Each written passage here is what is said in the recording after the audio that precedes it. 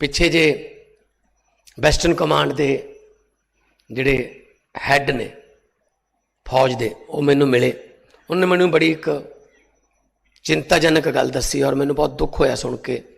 ਉਹ ਕਹਿੰਦੇ ਜੀ ਸਾਡੀ ਹੈਲਪ ਕਰੋ, ਸਿੱਖ ਰੈਜੀਮੈਂਟ ਵਾਸਤੇ ਸਾਨੂੰ ਭਰਤੀ ਹੋਣ ਲਈ ਬੱਚੇ ਨਹੀਂ ਮਿਲ ਰਹੇ, ਸਿੱਖ ਰੈਜੀਮੈਂਟ ਖਤਰੇ 'ਚ ਹੈ ਜੀ। ਦੇਖੋ ਕਿੰਨਾ ਬਹਾਦਰੀ ਦਾ ਇਤਿਹਾਸ ਹੈ ਸਿੱਖ ਰੈਜੀਮੈਂਟ ਦਾ, ਤੇ ਅੱਜ ਭਰਤੀ ਹੋਣ ਲਈ ਬੱਚੇ नहीं मतलब लभ रहे। सर जय हिंद। मेजर जनरल राजन कोचर सर, जय हिंद। बहुत बहुत शुक्रिया समय देने के लिए, थैंक यू सर। जय राजेश जी, धन्यवाद। शुक्रिया सर, आपने समय दिया। दरअसल सर मैंने सिख रेजिमेंट को पंजाब को लेकर बातचीत करनी है, और ये बातचीत उस वक्त करनी है जिस वक्त कर्नल पुष्पिंदर सर के साथ पटियाला में पंजाब पुलिस ने मारपीट की है। उसके बाद पंजाब से एक और अहम इशू निकलकर सामने आ रहा है, और इसमें पंजाब के मुख्यमंत्री ने भी एक बड़ी स्टेटमेंट दी है और कहा है कि वेस्टर्न आर्मी कमांडर ने उनसे कहा है कि युवाओं से अपील करें या युवाओं को प्रोत्साहित करें कि वो इंडियन आर्मी को ज्वाइन करें। एक कर्नल अजय शर्मा हैं, वो भी सिख रेजिमेंट के हैं। उन्होंने भी रिटायरमेंट होने के बाद कही कि युवाओं का इंटेक सिख और सिखलाई में लगातार कम होता जा रहा है पंजाब से, और ये चिंता का एक बहुत बड़ा कंसर्न है। सिख रेजिमेंट सर एक बहुत लंबा और बहुत अच्छा इतिहास रहा है, और आज अच्छे युवाओं की तलाश के लिए जो है एक मुख्यमंत्री को अपील करनी पड़ रही है कि आप आइए, आप हमारी सेना को ज्वाइन करिए। तो किस प्रकार से इन हालातों को देखते हैं और उसके पीछे के क्या कारण आपकी नजर में हैं सर? सिख रेजिमेंट एक शान और एक मान है भारतीय फौज की। बोले सो निहाल, सत श्री अकाल, वॉर क्राई है इस रेजिमेंट का जी। तो आप समझ सकते हैं कि ये जो रेजिमेंट है ये हर एक लड़ाई में जो इनको बहादुरी के इनके जो किस्से हैं, और जो भी टास्क अगर एक कमांडर देना चाहता था, सबसे मुश्किल जो उसको नजर आता था कि ये टास्क कौन कर सकता है, उसके जहन में सिख रेजिमेंट आता था।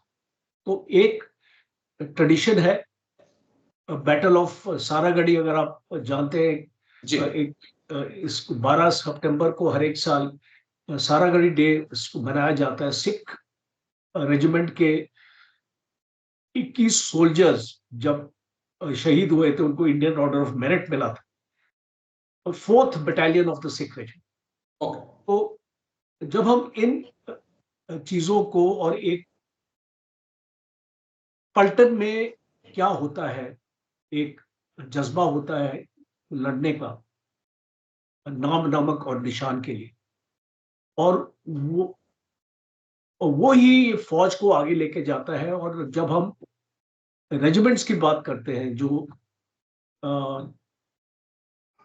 इस टाइप की रेजिमेंट्स होती हैं, जो एक कौम के नाम पे जो इनका नाम जाता है, कि आप सिख रेजिमेंट, जाट रेजिमेंट, बडराज regiment, Kumaon regiment, Garhwal regiment, तो इस टाइप की जब रेजिमेंट्स हमने इसको बनाई, और बीच में बहुत लोगों ने ये इसके ऊपर भी चर्चा किया कि हम एक Sikh regiment, all pure regiment हम जिसको बोलते हैं, हम उसको मिक्स नहीं करेंगे, हम उसको मिक्स करना चाहिए। तो अब वो जब लड़ाई में जिस तरीके से एक मजबूती मिलती है, एक कौम पूरे एक जुट के अपना टास्क कंप्लीट करती है, अपनी पलटन की शान के लिए और अपने देश की शान के लिए, वो चीज आपको देखने को नहीं मिलेगी जो आपकी मिक्स क्लास की रेजिमेंट्स में अगर आप देखेंगे। तो इसीलिए हम फौज में अभी तक मुझे उम्मीद है कि आने वाली जो टाइम में गवर्नमेंट इनके साथ छेड़छाड़ नहीं करे, और Sikh regiment, Madras regiment, Jat regiment, ये सब जितने भी सिंगल क्लास रेजिमेंट्स हैं, हम इनको मेंटेन कर। तो बात अब जो आ रही है आपके डिस्कशन में, जो बात आ रही है, जो मुद्दा रेज हो रहा है, वो आई थिंक पंजाब के चीफ मिनिस्टर ने रेज किया है एक मुद्दा। बिल्कुल सर। तो पंजाब के चीफ मिनिस्टर जो मिस्टर मान है, वो एक स्टेटमेंट उनकी आई है कि वेस्टर्न आर्मी कमांडर ने उनको बताया है कि उनको चीफ मिनिस्टर की मदद चाहिए। बिल्कुल सर। और चीफ मिनिस्टर की मदद क्यों चाहिए? क्योंकि सिख रेजिमेंट में जवान सामने नहीं आ रहे भर्ती के लिए। सो आई थिंक एक दुख की बात है एक देश के लिए, एक देशवासियों के लिए, कि इस तरीके की रिक्वेस्ट एक वेस्टर्न आर्मी कमांडर एक चीफ मिनिस्टर को कर रहा है। अव्वल तो ऐसी रिक्वेस्ट आनी नहीं चाहिए थी, और अगर आई है तो सिचुएशन बहुत ही बिल्कुल। डिफिकल्ट होगी, क्योंकि सुनने में आया है कि अग्निवीर की भर्ती को भी पोस्टपोन किया जा रहा है, क्योंकि सफिशिएंट नंबर सामने नहीं आ रहे भर्ती होने के लिए। जी। तो गवर्नमेंट को आई थिंक, हम तो काफी प्रोग्राम अग्निवीर के ऊपर कर चुके हैं आपके चैनल में, और आपका जो चैनल है उसकी काफी व्यूअरशिप अग्निवीर, बिल्कुल सर। जो लोग उसको देखते हैं, और उसमें जो कमेंट्स भी मैं पढ़ता हूँ उसमें भी लिखा होता है कि अ, ये जो हम स्कीम को खत्म करना चाहिए। बिल्कुल तो स्टॉप हो जी। तो एटलीस्ट अगर आप इसको खत्म नहीं करना चाहते, बिकॉज एक गवर्नमेंट का भी उस पर मुद्दा आ जाता है, और गवर्नमेंट का भी एक रेपुटेशन आ जाती है कि आपने स्कीम लेके आया और आपने उसको अच्छी तरीके से सोचा नहीं, और आप उसको खत्म कर रहे हैं ये। तो एटलीस्ट जो हम ये मुद्दा रेस कर रहे हैं कि यू जो हमारे यंग लड़के हैं वो फौज में भर्ती क्यों नहीं होने मांगते? क्योंकि वो जानते हैं कि 75% 4 साल के बाद बेरोजगार हो जाएंगे, या उनको फौज की नौकरी नहीं मिलेगी। जी। बेरोजगार तो शायद हम बोल नहीं सकते वो हो जाएंगे, बिकॉज उसमें से काफी लोगों को नौकरियां भी मिल जाएंगी, बट वो फौज की नौकरी करना चाहते। बिल्कुल सर। फौज की नौकरी उनको नहीं मिलती, इसीलिए वो आना नहीं चाहते। अगर आप गांव में जाइए, देखिए मैं पंजाब से हूं तो मैं जुड़ा हुआ हूं। जब हम इस पंजाब रेजिमेंट की बात करते हैं, सिख रेजिमेंट की बात करते हैं, तो पंजाब से ही आते हैं। तो मुझे ये ऐसा लगता है कि जो हर एक घर होता है, हर एक गांव में एक घर होता है, वो मिनिमम एक लड़का भेजता है फौज में। बिल्कुल सर। और अब वो चीज देखने को नहीं मिल रही, क्योंकि लोग समझ गए हैं कि फौज से अच्छा तो पैरामिलिट्री फोर्स में चले जाओ या सीएपीएफ में चले जाओ, बिकॉज वहां पे आपको पक्की नौकरी तो मिल रही है। जी। और ये इसके साथ सोशल इश्यूज भी कनेक्टेड है। अगर आप इसको प्योरली आप एक प्रोफेशनल तरीके से मत देखिए, ये आप आर्गुमेंट एक्चुअली करेंगे। फौज में जो काफी सीनियर ऑफिसर्स प्रोग्राम में मैं उनके साथ रहा हूँ, डिबेट्स में रहा हूँ नेशनल टीवी में, तो वो ये आर्गुमेंट करते हैं कि फौज का ऑपरेशनली एक अग्निवीर फौज के लिए बेहतर रहेगा, ऑपरेशनली यंग होगा, टेक्नोलॉजी को समझेगा। बट मैं उनको एक ही उनको सवाल करता हूँ, काउंटर करता हूँ, कि फौज का क्या भर्ती का पैरामीटर आपने चेंज किया है?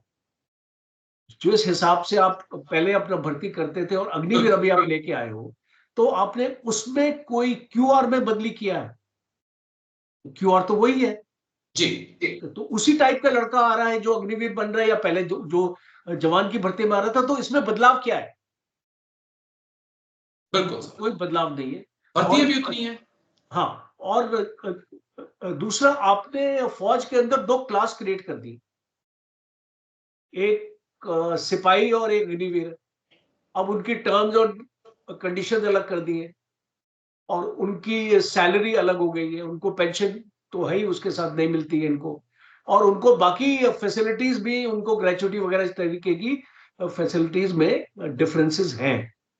तो मेरा ये मानना है कि फौज में जब कोई भर्ती होता है, सबका जो सर्विस कंडीशन है, हम जी इसको सर्विस कंडीशन बोलते हैं, सेम होना चाहिए।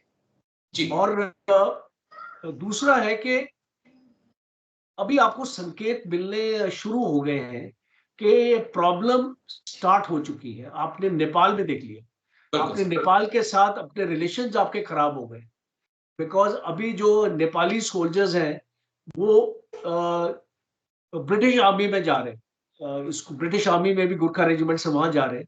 और बीच में सुनने में आया था कि चाइना की तरफ भी हो सकता है चले जाएं। और वो दिन दूर नहीं है। इसको मैं आपको बताना चाहता हूँ कि जिस तरीके से चाइना नेपाल के ऊपर इन्फ्लुएंस कर रहा है, जी वो दिन दूर नहीं है। अभी आप देखिए, चाइनीज लैंग्वेज के स्कूल्स खुल गए हैं नेपाल में, चाइनीज लैंग्वेज पढ़ाने लगे हैं वहां के यूथ को नेपाल में। तो आप एक डेमोग्राफिक चेंज आप देखेंगे कि चाइना किस तरीके से अपना काम कर रहा है। तो मुद्दा पंजाब का है। और अगर पंजाब में अगर आज पंजाब रेजिमेंट या सिख रेजिमेंट में प्रॉब्लम आई है, कल ये प्रॉब्लम दूसरे रेजिमेंट्स में भी आएगी। बिल्कुल सर, एग्री। ये सीमित नहीं रहेगी सिख रेजिमेंट के लिए, बिकॉज आज अगर आपके पास सिख रेजिमेंट में जवान नहीं आते तो आपको मजबूरी से सिख रेजिमेंट में नॉन सिख को आपको भर्ती करना पड़ेगा। करना पड़ेगा। और जब आपके नॉन सिख हो जाएंगे तो रेजिमेंट का कंपोजिशन बदली होने लग जाएगा। जी तो मैं आई थिंक एनएसए को अपील करना चाहता हूँ, क्योंकि मैंने एक इंटरव्यू सुना था एक टाइम पे 3-4 साल पहले एनएसए का, जो एडवोकेट कर रहे थे कि हमको ये कास्ट बेस्ड रेजिमेंट्स या क्लास बेस्ड रेजिमेंट्स को हमको खत्म करना चाहिए। तो क्या ये तरीका है उसको खत्म करने का? मैं एक्चुअली इसको समझ नहीं पा रहा हूँ कि क्या ये आपने तरीका इख्तियार किया है कि आने वाले वक्त में आपकी सिख रेजिमेंट्स का जो है मिक्स क्लास हो जाएंगी, आपकी पंजाब रेजिमेंट्स कुछ हद बिल्कुल तक सर। मिक्स क्लास है, और बाकी जो आपकी प्योर रेजिमेंट्स है जो उनमें भी फेरबदल शुरू हो जाएगा। तो आई थिंक ये फौज के लिए एक सीरियस डेवलपमेंट है। और मैं चाहता हूं कि ये इसको एमओडी और हमारे जो चीफ हैं वो इसका संज्ञान ले, और इसके ऊपर कोई ना कोई कार्रवाई होनी चाहिए। जी सर।